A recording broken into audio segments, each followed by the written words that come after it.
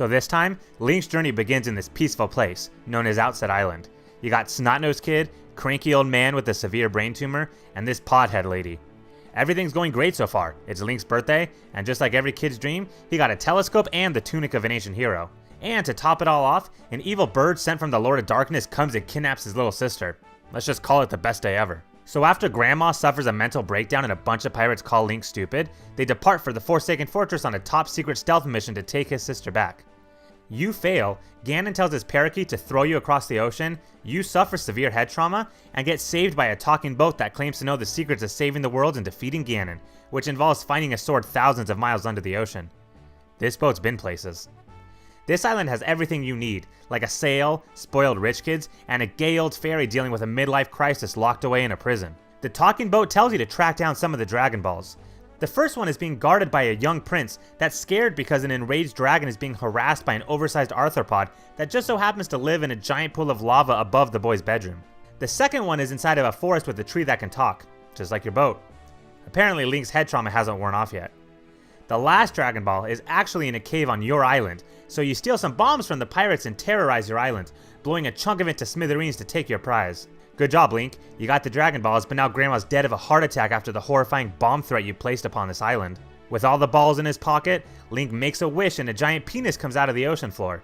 Just as Link's head trauma was wearing off, he gets flung across the ocean and smacks against the penis, which made the gay fairy pretty jealous.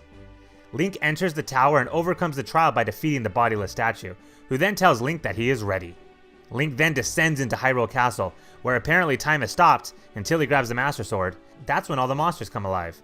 But with the gracious sword of evil's dreaded banefulness at his side, Link commits mass genocide, and then goes off to the Forsaken Fortress to rescue his sister, and hopefully not get wrecked by Ganon's parrot.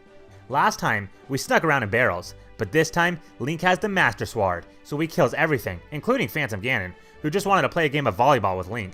He then beats the crap out of Ganon's pet canary with a hammer, and lets a bunch of evil terrorist pirates take his sister home. After beating the bird, Link storms Ganon's nest, which has a very cozy feel if I may add, but then Ganon says that the sword is puny, just like Link's abs. Thankfully Tetra's here, apparently not guarding my sister after all. Ganon proceeds to strangle an underage little girl, but instead of being put on the sex offender list, the angry dragon from Dragon Roost comes and burns his little nest to the ground. So with Ganon dead and the world saved, Link goes back to Hyrule Castle, where he learns that boats don't actually talk, because it was the King of Hyrule all along. Oh, and Tetra's Princess Zelda too. She just forgot because she probably suffered some head injury too along the way. The king tells Link he needs to power up the Master Sword, so Link enters the world of Resident Evil, along with Jill Valentine disguised as a duck person. Together, they kill a bunch of Redeads and kill the obese ghost of Albert Wesker. Meanwhile, Duck Jill is supposed to stay in this temple for all of eternity to keep my sword powered up, so we leave her to her horrid fate. Then Link goes to the Wind Temple with this fat midget tree thing, because apparently it's his destiny to be a sage. Last time we saw him, he got eaten by a little flower, but apparently, he didn't get any stronger, since he gets kidnapped again. But that's okay, because with the power of the hookshot, we can do anything, including slaying the giant snake dragon Molgera. With the Master Sword complete, it's finally time to go defeat Oh wait, we gotta get the Triforce pieces. So Link and his sentient boat travel through the ocean finding little shards, with the help of the gay old fairy from Tingle Island, where he has his brothers and sisters serving him as slaves. This has to be somebody's fetish, right? After getting all the Triforce pieces, we can finally defeat Ganon, so we enter his castle and play through all the same levels again, and then do a maze where we play some badminton with the ghost of Ganon.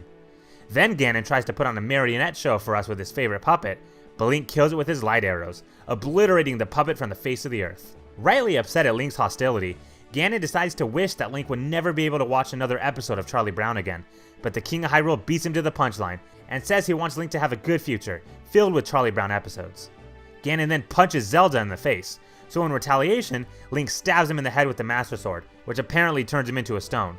The king then decides to drown himself with Hyrule, and let Zelda and Link go to the surface so they can sail away in boats. And now everyone is trapped in bubbles. And that was the story of Wind Waker.